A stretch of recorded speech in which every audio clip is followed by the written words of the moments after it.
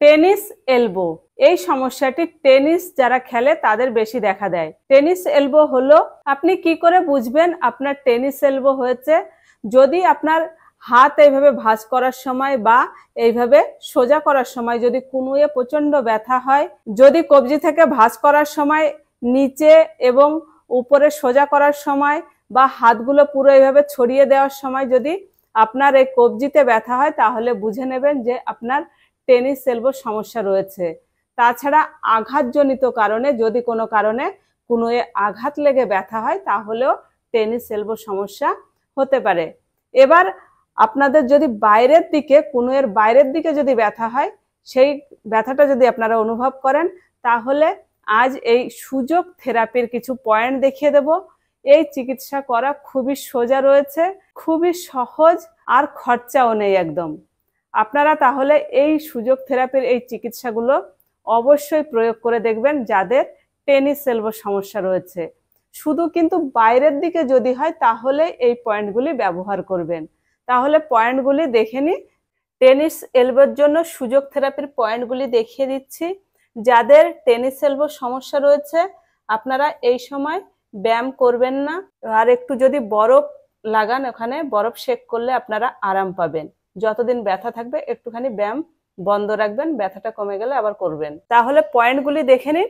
সবার প্রথম পয়েন্ট রয়েছে, আগে আমি পয়েন্ট দেখিয়ে দিই, তারপর কিভাবে এই পয়েন্টগুলি করবেন সেটা দেখিয়ে দেব। প্রথম পয়েন্ট রয়েছে, যে হাতে আপনার টেনিস এলবোর সমস্যা হবে সেই হাতের তর্জনী আঙুলের, দেখুন এই নখের পাশে আমি কিন্তু এই জয়েন্ট থেকে একটু উপরের সাইডের দিকে করেছি, এরকম রয়েছে প্রথম পয়েন্ট।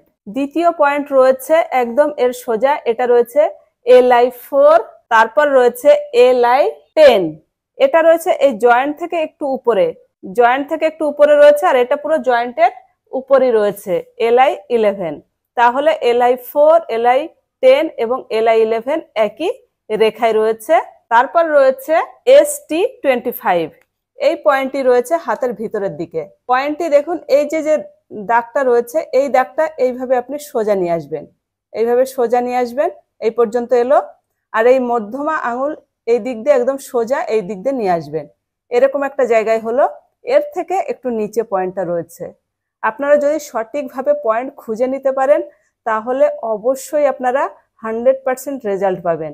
আর পয়েন্টে একটু খুঁজে নেবেন, এইভাবে পয়েন্টে প্রেসার করতে হবে। তারপরের পয়েন্ট দেখিয়ে দিই।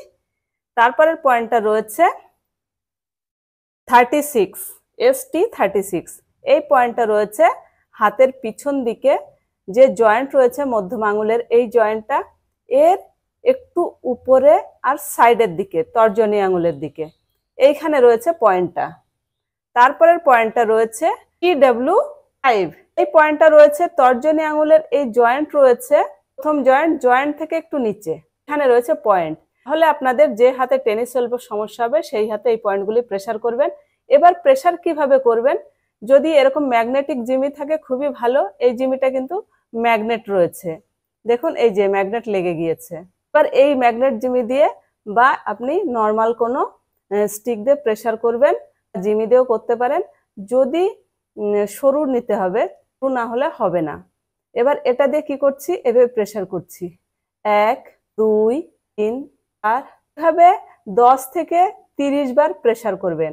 আর পয়েন্টটা আপনাকে একটু খুঁজে নিতে হবে, এরকম একটা জায়গায় একটুখানি এইভাবে একটু আশেপাশে প্রেসার করে দেখবেন কোন জায়গাটায় লাগছে, যেই জায়গাটায় লাগছে আপনি সেই জায়গাটায় প্রেসার করবেন। এইভাবে প্রতিটা পয়েন্ট খুঁজে খুঁজে একটু প্রেসার করে নেবেন। তারপর আমরা করব সিডেশন। এই যে ম্যাগনেটটা দেখছেন, এই যে ম্যাগনেটটা দেখছেন, এটা একটা দিক সাদা রয়েছে আর একটা দিক রয়েছে।